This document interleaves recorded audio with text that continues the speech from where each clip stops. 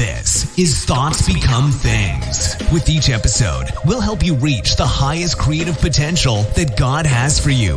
With your host, a teacher, life coach, a dream coach, and motivational speaker, Jeremy Lopez.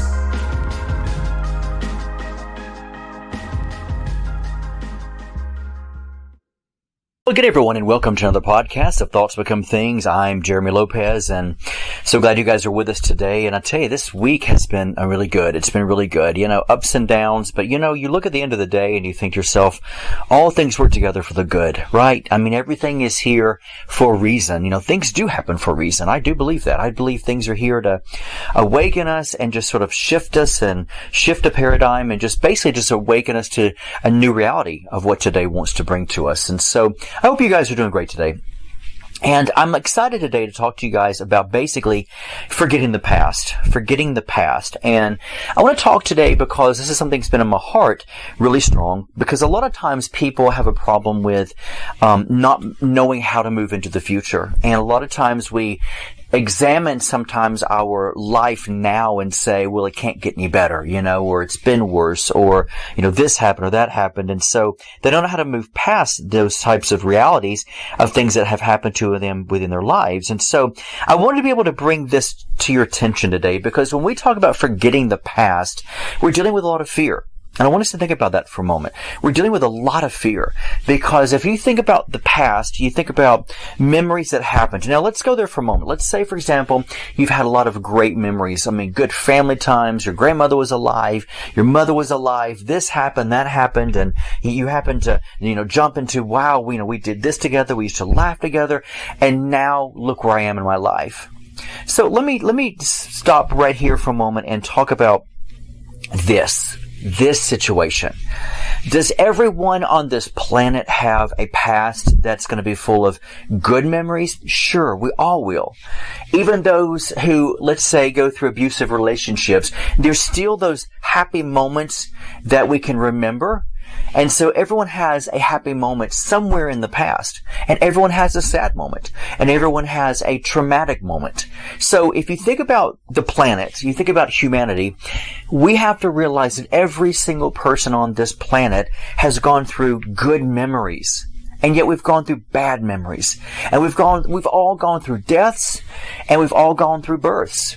So first and foremost, when we look at this, we can't get ourselves into this island unto ourself mentality.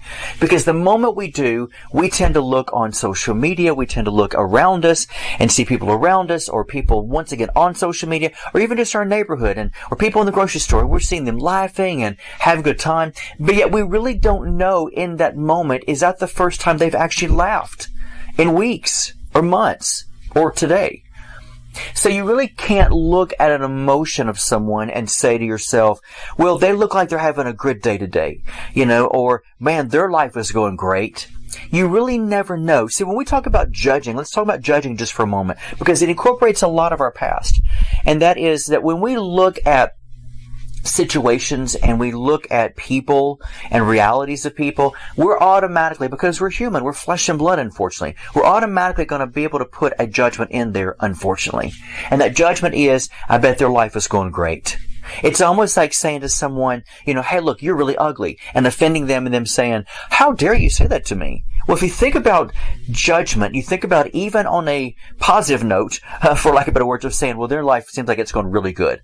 That could actually offend somebody to say, hey, how dare you? You don't know what I've been through. This is the first moment that you don't know me. You've passed me in a grocery store, in a movie theater, and yet in this moment you're sitting here judging me, thinking that I must have live a happy life. This is the first time I've laughed in a long time. And so these are the things we have to begin to look at to say, well, you know what? It's not fair to judge somebody. To say, well, their life looks good. Their life looks great. Because once again, that can still be offensive to people who say, you don't know what I've been through. You don't know. This is the first time I've actually laughed in a long time, right?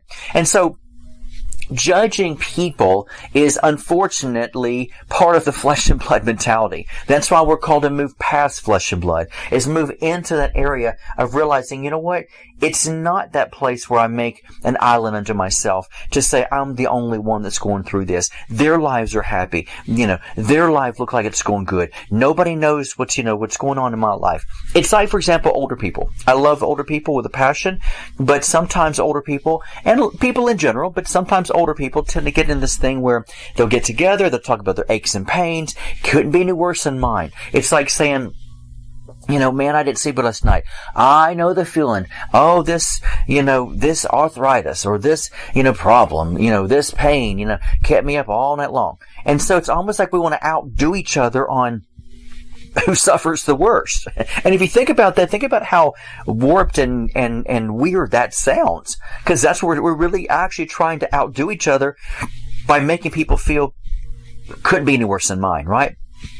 So when we look at our lives, we have to begin to, number one, set ourselves, you know what? It rains upon the just and the unjust. Everybody goes through a traumatic time in their life.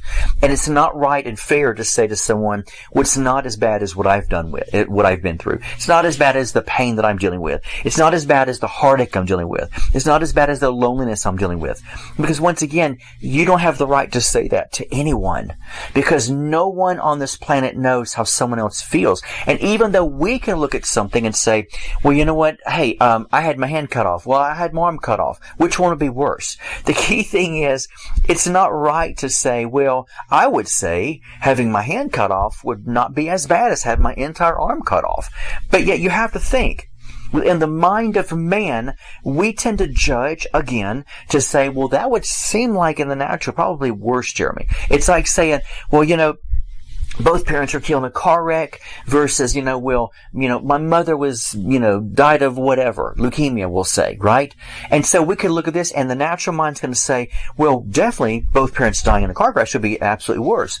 You can't put pain on a situation, folks. It's not right. And it's definitely not something we should ever do because we can't judge to say, well, the pain on this one would be worse than the pain on that one. We don't know how people process. We don't know. And we begin to project that within somebody to say, well, I would say it would be worse to do this one versus that one. Well, I would say, you can't do that. Because once again, remembering, it's what you say. But yet, if you're in the shoes of someone else, they could feel more traumatic, more trauma than anything, and yet their situation in your eyes might be light compared to what you're dealing with. See what I'm saying? But yet you have to begin to let people be people and realize that trauma is just trauma and pain is pain and fragmentation is being fragmented and joy is joy. And what that means is we can't sit here based on other people's experiences and say, well, I would say this is worse than this, right? So, key number one we have to begin to remember is we can't be an island unto ourselves and feel like that mine is always worse than everyone else's. That's not fair. It's really not fair to somebody else around you. It's not fair to humanity. Because you don't know how bad, well, you don't know what I've been through. Well, you're right, but you don't know what I've been through. And the moment we tell each other our situations, both of us, according to the human flesh, will say, oh, wow, yours sounds a lot worse than mine. Mine sounds a lot worse than yours. But we can't honestly say that because we don't know what's in the heart of man. We don't know the pain level of the brain of how it processes situations. That's why we have people who sometimes live in fear all their life. And yet there are those who live in fear every single day of their lives, and yet they go through counseling after counselor after counselor, and yet they still are negative, or they still have this fear. It doesn't mean, well, that's just how you're programmed, so just deal with it. But what it means here is looking and saying, well, how come other people can take leaps of faith, have no fear, have no anxiety, have no worry? There are people out there who don't lock their door to their house at all, no matter what neighborhood they live in. It might be a huge, ritzy, expensive neighborhood that is gated, or it might be people who, let's say, live on the other side of the train tracks, in a bad sort of ghetto mentality, right? But it doesn't matter because the key thing is there are people who will always leave their door unlocked, and there are people who will always be like, oh my God, lock your door, lock your door, lock your door. Which one would be, we could sit here and say, well, wisdom or knowledge would say you need to do this, keep your door locked, but the truth is it's the personality or the persona of the person that just says, I just don't live in fear. It doesn't bother me. And yet other people suffer every single day of their life thinking, I want to be that way, I want to be that way. And no matter how much counseling they have, they just seem like in the back of their brain, they just can't.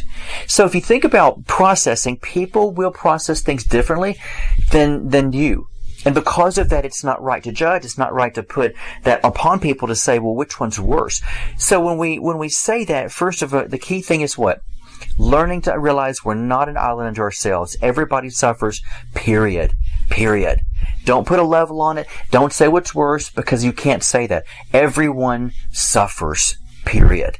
And everyone has had good experiences as well. So, now let's talk about the past for a moment. So when we're dealing with our past, we're dealing with the understanding that our past is something that happened to us. And through our experience, we felt it, we saw it, we witnessed it, we touched it, we heard it, right? We tasted it, we smelled it. Whatever you want to put on there, you've experienced all that. And that's why it's so real for you.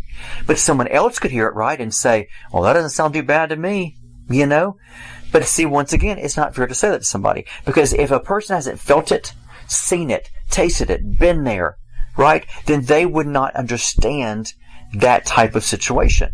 No matter how, well, we could say how bad or worse or not as bad it is, because it's not your experience.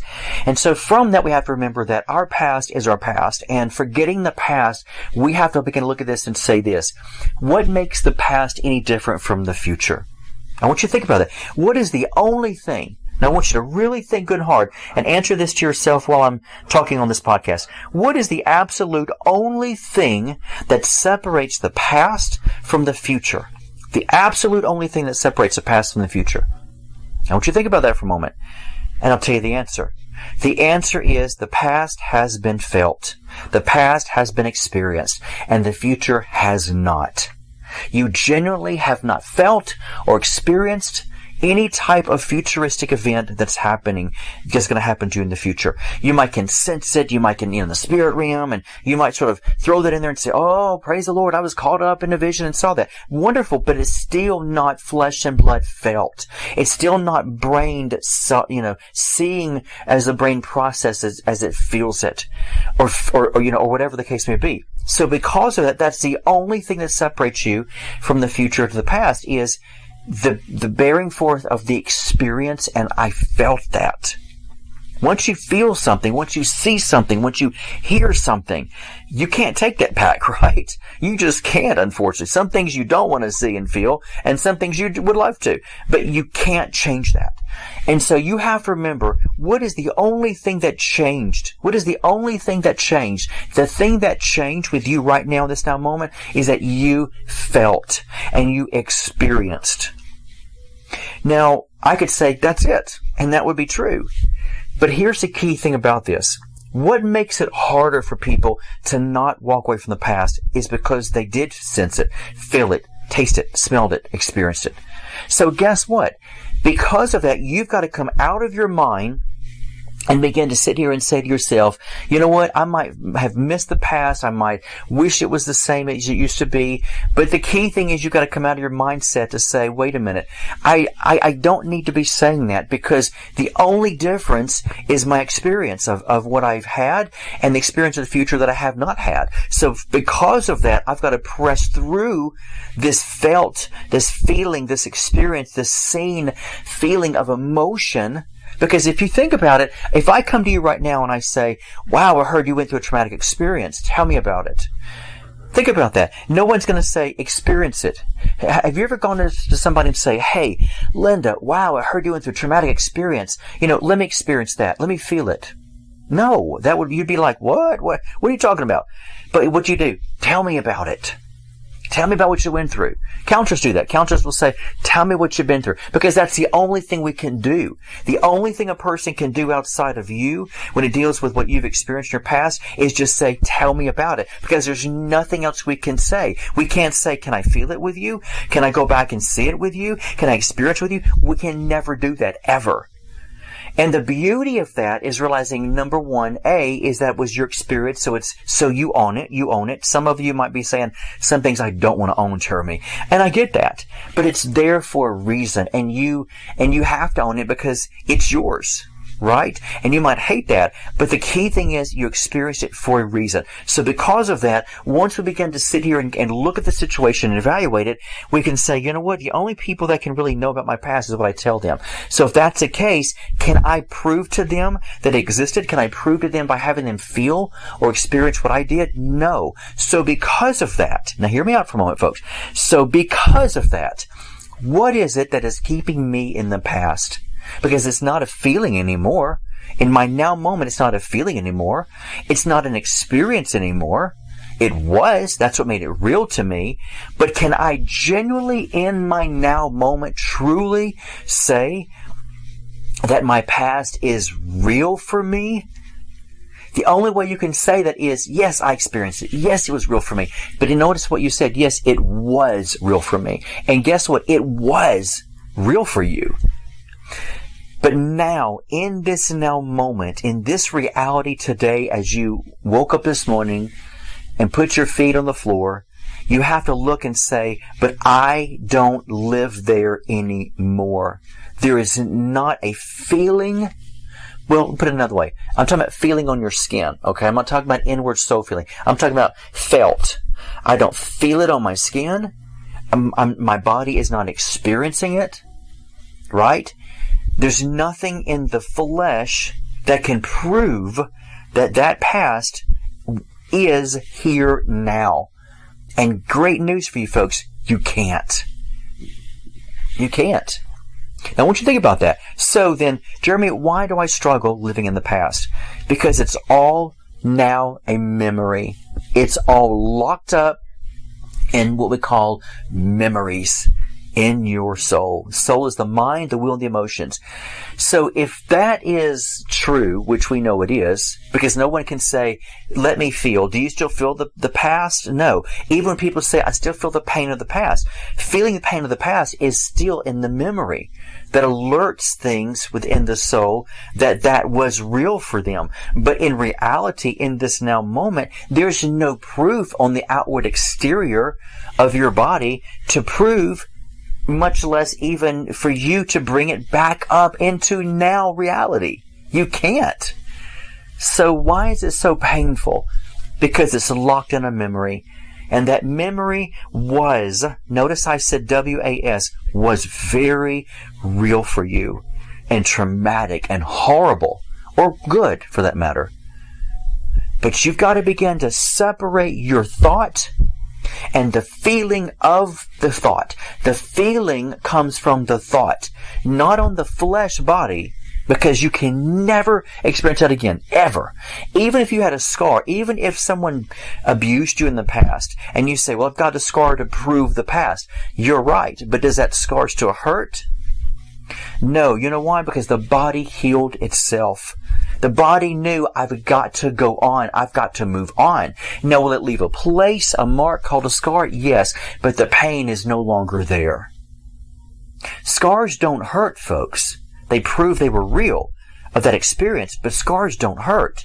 And so because of that, you have to remember, even the natural body knows how to heal itself from the past and move on. And yes, it might leave a mark of what used to be, but the good news is the pain will be gone. If you have surgery now, once you heal up, the pain's gone. The pain is gone. The scar's there, but the pain's gone. So even the human body knows how to get rid of the past. How much more is it that your memory needs to be able to shift that and say, it is not in my now moment. So the only pain that I am feeling, the only pain I am feeling from the past is coming from a memory that I am keeping alive. Because my body doesn't feel the pain anymore, right? The rest of my being, my spirit doesn't feel it, but the pain that was real for you is now bringing the memory to life every moment, giving it a heartbeat. constantly. And so is it truly a shadowing pain? Yes, because it's not a real pain, because the real pain does not exist in this now moment. Isn't that awesome? And so that's why it's important that we look at our lives and we say, okay, you know what? I'm no longer judging people's experiences. I'm no longer feeling like what I went through is worse or bad or better. I'm no longer going to look at life and feel as if it's real for me right now, because the great news, praise God, is it's not real for me right now. And we wonder sometimes why we keep on attracting the same things over and over again in our lives is because we keep necromancing, which basically is this, is we keep on resurrecting the dead. We keep speaking to the dead things in our soul.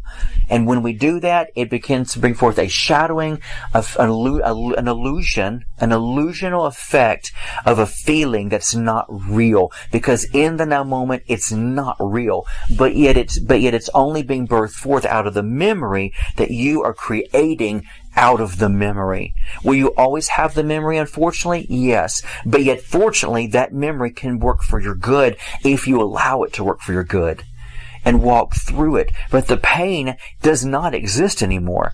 The pain only exists by what you are feeding into that memory. And it's hard.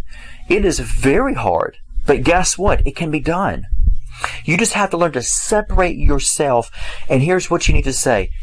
In this now moment, I detach my now reality to the past reality, because the two do not have anything in common. The past reality was real. It was experiential. It was felt naturally. It was seen naturally. But in my now reality, there is no sight. There is no visual. There is no feeling on my body. There is no experience on my body. So because of that, I separate my now reality from my past reality, because the truth is they have nothing in common with each other at all. Because time has this amazing way to cut the cord of the past. It can't by the memory, but it can by the body. And it can by the experience that you are in right now. And when we begin to do that, then we begin to realize I can enjoy a good future. Now, have you experienced a future yet? No. But guess what? You will. You will. You will. Thank God you will. And so you've got to remember that the reason why we're trapped in the past is for those key things. But the other thing is this, is we're trapped in the past because we have not experienced our future yet. And because we have not experienced our future yet, we have to begin to walk by faith and not by sight or feeling or sound. Hello. We talked about that earlier. And so we have to say to ourselves, you know what, Jeremy, the future will be better. The reason why it just seems like right now that it's not like a big whoop-de-doo thing for me right now is simply because I haven't experienced it yet. But the moment that experience comes in, then it will flood with a new feeling of emotions, and I will feel it, I will see it, I will experience it, I will touch it, I will smell it, and guess what? Then it will be real. So the future is not really real for you yet. The past was real for you, but the now moment the now moment doesn't have a reality of the past, right? Only a memory. So the same for your future. The future is not a reality yet, and it's not a heartfelt, more or less, or is it even like a felt or a seen thing? No, but it will be. And so you have to begin to look at that and say, you know what? I'm projecting my faith to say that I know I don't put a lot of energy into the feeling of the future because I'm not experiencing it yet, but I know once I do, and that I will, and the good thing is I will, then it will begin to dominate and override all the past things that once, not now, but once existed. And so sometimes you've got to talk yourself happy. Happiness is a choice. It is a choice. Well, you don't know what I've been through. Well, you know what? You can choose. Choose you this day. Happiness is a choice. And so all you've got to do is this. You know, the number one thing in counseling and psychology and everything else that people need to realize is the power of separation. When you learn to separate, see yourself and separate yourself from the experience or the feeling or the past. Once you separate yourself, do you know what makes pain happen even more, to be more effective, is when you engulf yourself in it. The moment you put yourself within anything, then guess what? You engulf yourself in it and you see yourself as one with it. And guess what? Then it's going to begin to agitate all those negative feelings. That's what it does. So the number one thing in counseling is learning to separate yourself.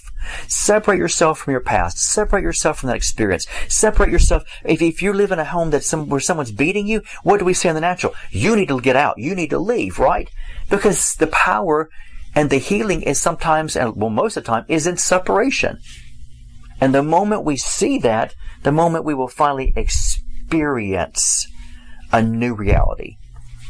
Because the new reality is really wanting you to experience it, but you can't because you're too engulfed in blending your life as one with your past. And then right now, your now moment is saying, my past is real for me still. And so your mind and your spirit is all messed up because it's like, this is not how it's supposed to be. And so that's what you have to do. So there's power in separation. So today, look at yourself and say, you know what?